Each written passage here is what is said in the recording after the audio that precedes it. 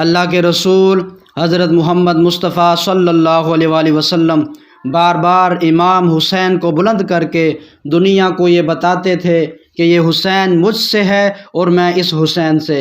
اے لوگو، اگر اس حسین پہ کوئی مشکل وقت آ جائے اور یہ تم سے مدد طلب کرے تو اس کا ساتھ دینا، کیونکہ یہ جنت کے جوانوں کا سردار ہے، میرا خون ہے، میری اولاد ہے۔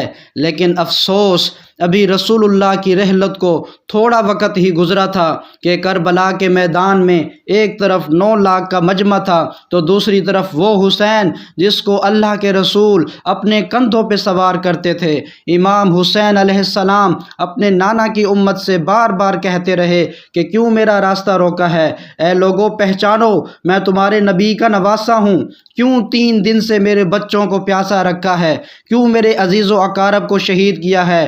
بتاؤ، کیا میں نے رسول اللہ کی شریعت میں ترمیم کی ہے؟ کسی انسان کا حق کھایا ہے؟ کسی انسان پہ ظلم کیا ہے؟ اتنے میں فوج یزید ایک آواز میں کہنے لگی، اے حسین، ہم سب تجھے تیرے بابا علی کے بغض میں قتل کر رہے ہیں تاکہ یزید ہماری جھولیاں دولت سے بھر دے۔ امام حسین نے فرمایا، اے لوگو، آج جس اسلام کا علم تمہارے ہاتھوں میں بلند ہے، یہ علم میرے بابا علی نے بلند کیا۔ مت بھولنا، خیبر و خندق میں اگر علی نہ ہوتے تو اسلام کی فتح ناممکن تھی۔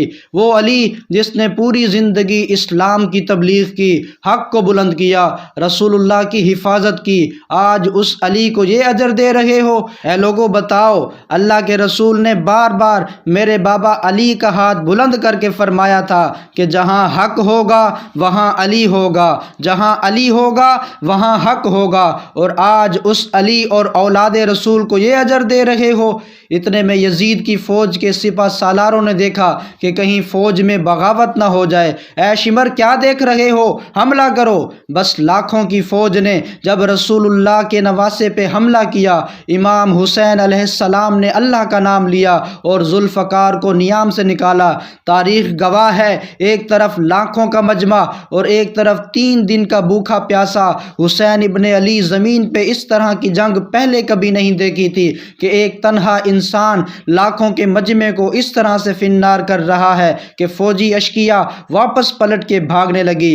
امام حسین فوج یزید سے مخاطب ہو کے فرماتے ہیں، آؤ 3 دن کے بھوکے کی جنگ دیکھو، 3 دن کے پیاسے کی جنگ دیکھو، رسول کے اس نواسے کی جنگ دیکھو، اس کی جنگ دیکھو جس کا جوان بھائی مارا گیا، جس کے جوان بیٹوں کو نظروں کے سامنے قتل کیا گیا، جس نے اپنے ہی ہاتھوں سے اپنے بچے کی قبر بنائی۔ امام حسین شیر کی طرح فوج یزید سے لڑ رہے ہیں۔ اتنے میں آواز غیب سے آتی ہے، حسین، تیرا اللہ تجھ سے راضی ہوا۔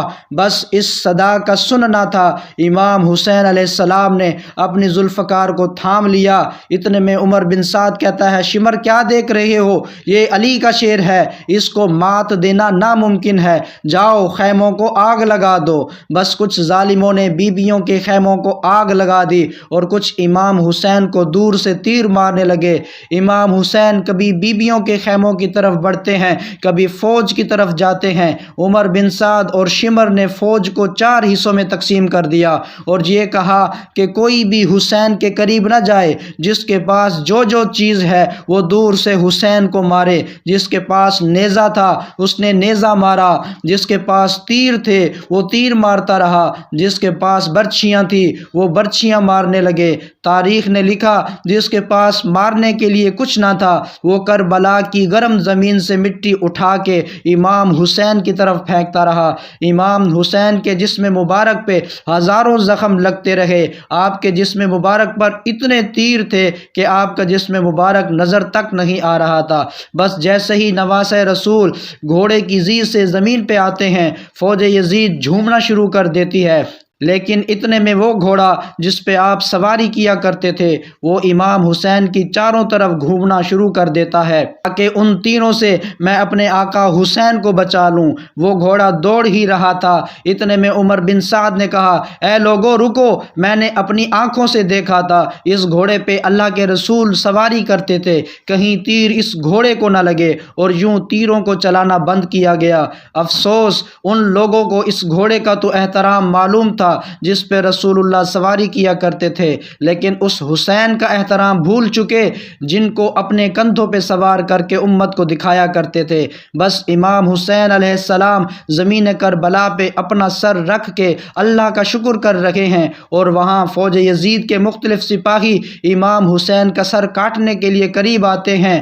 جو بھی قریب آ کے امام حسین کے سر کو دیکھے تو اسے امام حسین کے چہرے میں رسول اللہ کا چہرہ نظر آئے اور وہ چیخ کے دور چلا جائے۔ اتنے میں شمر کہنے لگا، یہ کام مجھ سے ہی ہونا ہے۔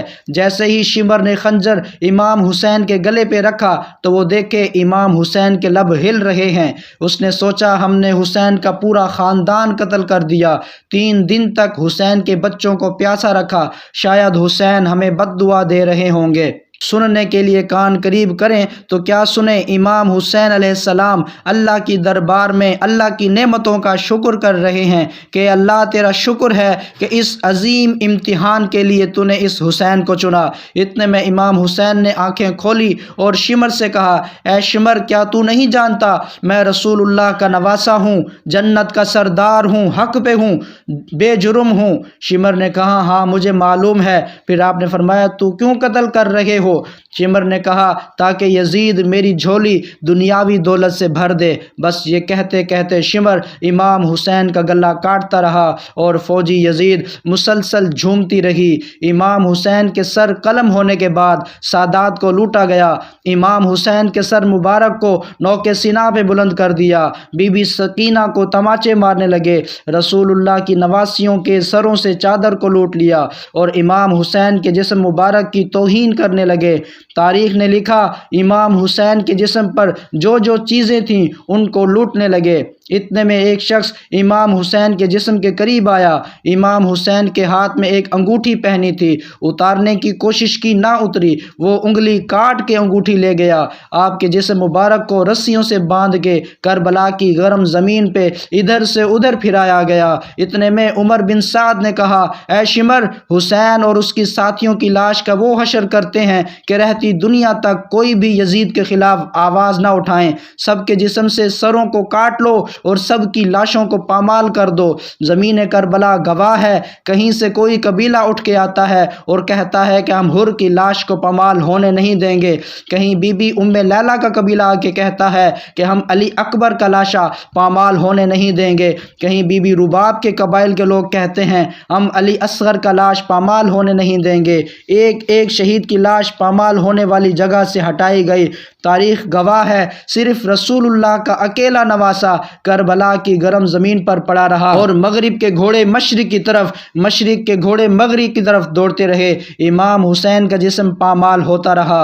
امام جعفر صادق علیہ السلام فرماتے ہیں، میرا سلام ہو میرے اس غریب دادا پر جس کی لاش کو اس طرح سے پامال کیا گیا کہ ان کی دائیں پسلیاں بائیں پسلیوں کی طرف چلی گئیں اور بائیں پسلیاں دائیں پسلیوں کی طرف چلی گئیں، جن کا سینہ اور پشت ایک ساتھ ہو گیا۔ سلام ہو میرے اس بے وطن دادا حسین پر جن کے جسم مبارک کی ٹکڑوں کو زمین کربلا پر بکھیرا گیا۔